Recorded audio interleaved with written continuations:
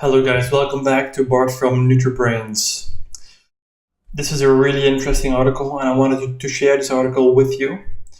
It's called Vitamin Mineral Treatment Improves Aggression, Emotional Regulation in Kids with ADHD. This is, by the way, a fully blinded, randomized, placebo-controlled trial. This is the first of its kind, so it's a very promising article with a lot of nice findings.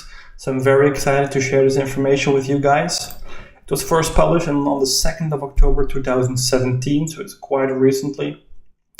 Okay guys, without further ado, let's dive into the content. Let's go over to the method they used.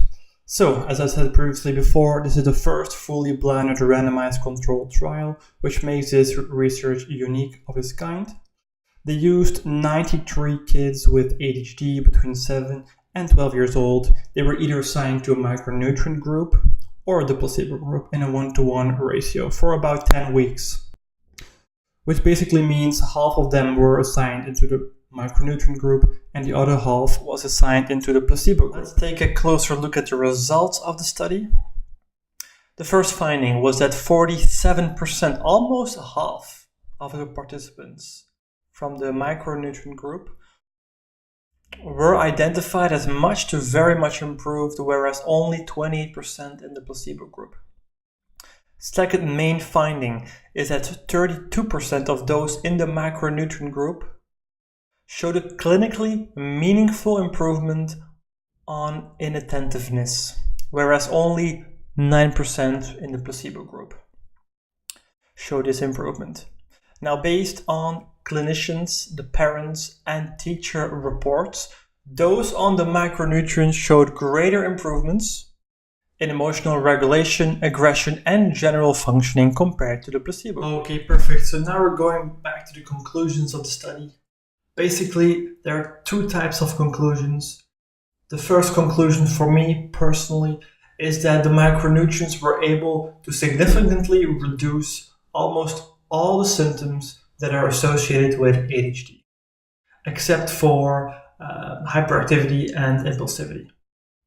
And the second conclusion for me is that these micronutrients were able to do that with a minimal side effects, which is of considerable importance when you take into account that medication like Ritalin and so forth very usually have quite some side effects to it.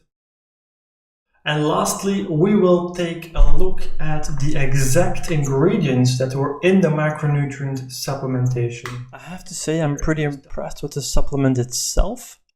There are two ingredients that I have a few remarks about, but that will be vitamin C in the form of ascorbic acid. In my opinion, you have better absorbable forms. You have ascorbate, for example, or you can couple the ascorbic acid together with some bioflavonoids or citrus peel extract.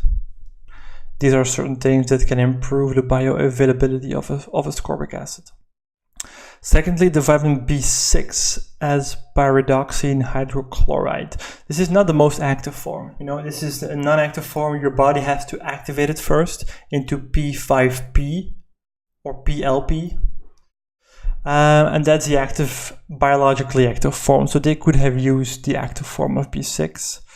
Then I have a little remark about B5 or pentatonic acid. It's a pretty low dose in comparison to the other B vitamins, in my opinion. And that's it. It's a pretty good, high quality supplement. I like the proprietary blend. Quite a big amount, if you can see here.